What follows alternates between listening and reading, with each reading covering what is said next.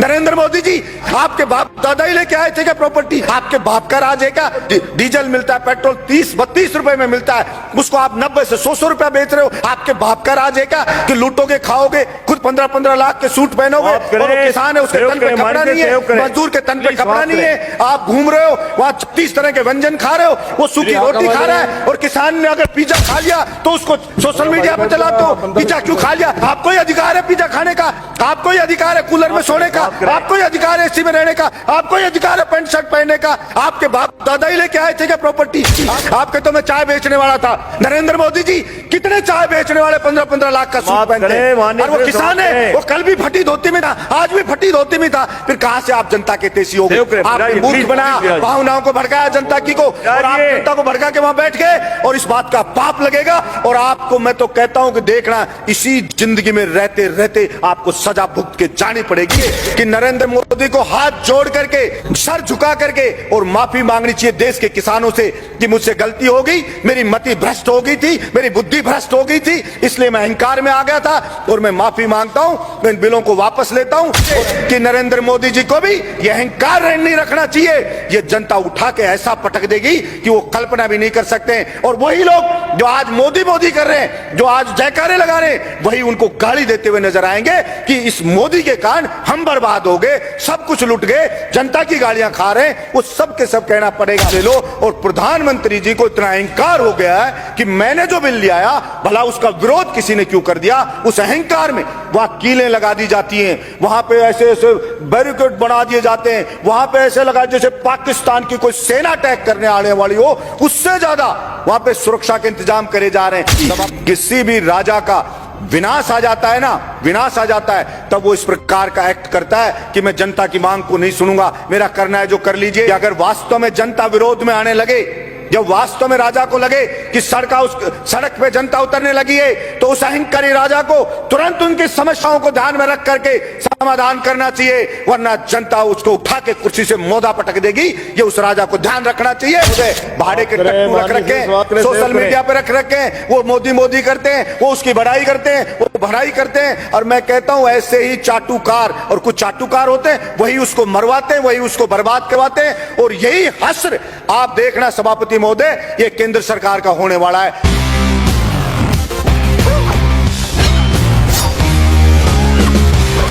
इसके साथ ही सभापति महोदय, मैंने पहले भी मांग की और आज भी सरकार से मांग कर रहा हूं, आखिर बोलेगा कि राजस्थान हमारा ये किसान है जो पानी से बहुत परेशान है, हमारा बहुत सा क्षेत्र डार्क जोन में।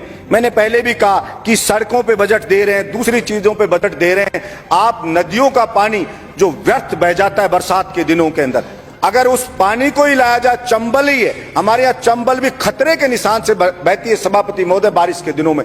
यमुना का पानी है वो खतरे के निशान से यमुना बहती है। हरियाणा के अंदर पंजाब वाले पानी छोड़ देते हैं नहरों में, वो लोगों के खेतों में भर जाता है पानी, और वो वहां का जो कोई एमएलए का चुनाव लड़ता है, वो ये कहता है कि मैं आपके खेत में ये पानी नहीं आने दूंगा, ज्यादा आपकी फसल खराब नहीं होने दूंगा, मैं इसको रोकूंगा। मैं कहना चाहता हूं, एक तरफ तो वहां पे बाढ़ आ रही है, यहाँ बिहार में देखते हैं कि लोग मर रहे हैं, उस बाढ़ से राहत के लिए कोस दिया जाता है, और दूसरी तरफ राजस्थान का किसान पिसाया मर रहा है, राजस्थान की जनता पिसाई मर रही है। तो मैंने कहा, पहले भी कहा, हिंदुस्तान की सरकार हो चाहे राज्य की सरकार हो, एक बार भगवान के लिए कुछ समय के लिए और चीजों पे बजट रोक करके, और एक बार इस किसान के पानी के लिए आप बजट दे दो, और किसान के खेत तक इस पानी को पहुंचा दो, फिर इस देश की तरक्की किसान ही कर देगा। और जो किसान के बेटे हैं, बेरोजगार हैं, उनको आप रोजगार दे दो, किसान की फसल को खरीद लो, किसान को सस्ते दाम पे डीजल दे दो, किसान को बिजली मुफ्त दे दो, गरीब को बिजली मुफ्त दे दो, तो वो जब वो खुशहाल हो जाएगा सभापति महोदय, किसान खुशहाल हो जाएगा, मजदूर खुशहाल हो जाएगा, तो फिर अपने आप ही देश खुशहाल हो जाएगा। लेकिन यहाँ पता नहीं, मैं समझता हूं देश को खुश करने का मतलब सरकारें क्या समझती हैं। देश जो बना है वो यहाँ पे रहने वाले लोगों से सभापति महोदय देश बना है।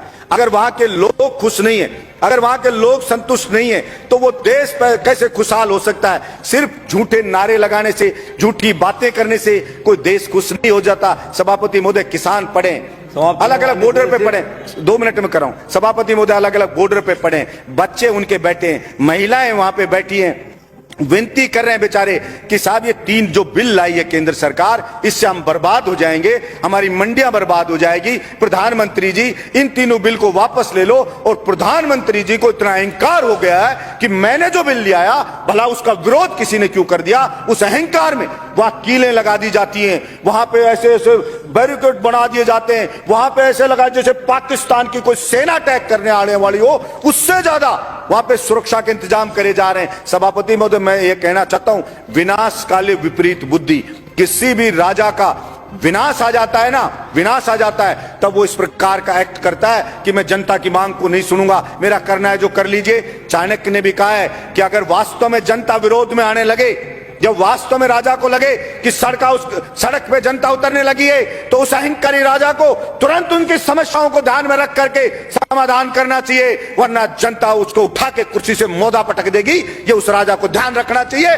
मैं कहना चाहता हूं मेरे इस सदन से कि नरेंद्र मोदी जी को भी ये अहंकार नहीं रखना चाहिए। ये जनता उठा के ऐसा पटक देगी कि वो कल्पना भी नहीं कर सकते। और वही लोग जो आज मोदी मोदी कर रहे हैं, जो आज जयकारे लगा रहे हैं, वही उनको गाली देते हुए नजर आएंगे कि इस मोदी के कारण हम बर्बाद हो गए, सब कुछ लुट गए, जनता की गालियां खा रहे हैं। वो सब के सब कहना पड़ेगा।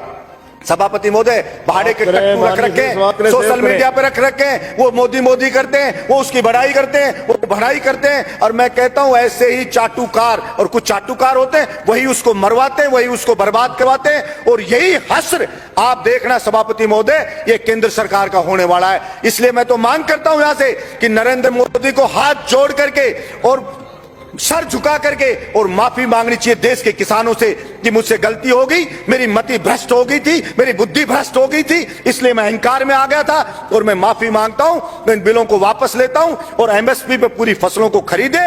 और जो डीजल पेट्रोल पे टैक्स लगा रखा है दुनिया भर का, सभापति महोदय, जो डीजल मिलता है, पेट्रोल 30-32 रुपए में मिलता है, उसको आप 90 से 100 रुपया बेच रहे हो। आपके बाप का राज है क्या कि लूटोगे, खाओगे, खुद 15-15 लाख के सूट पहनोगे, और किसान है उसके तन पे कपड़ा नहीं है, मजदूर के तन पे कपड़ा नहीं है, आप घूम रहे हो वहां 36 तरह के व्यंजन खा रहे हो, वो सूखी रोटी खा रहा है। और किसान ने अगर पिज्जा खा लिया तो उसको सोशल मीडिया पे चलाते हो, पिज्जा क्यों खा लिया? क्योंकि भाई आपको ही अधिकार है पिज्जा खाने का, आपको ही अधिकार है कूलर में सोने का, आपको ही अधिकार है एसी में रहने का, आपको ही अधिकार है पैंट शर्ट पहनने का। आपके बाप दादा ही लेके आए थे क्या प्रॉपर्टी? आपके तो मैं चाय बेचने वाला था।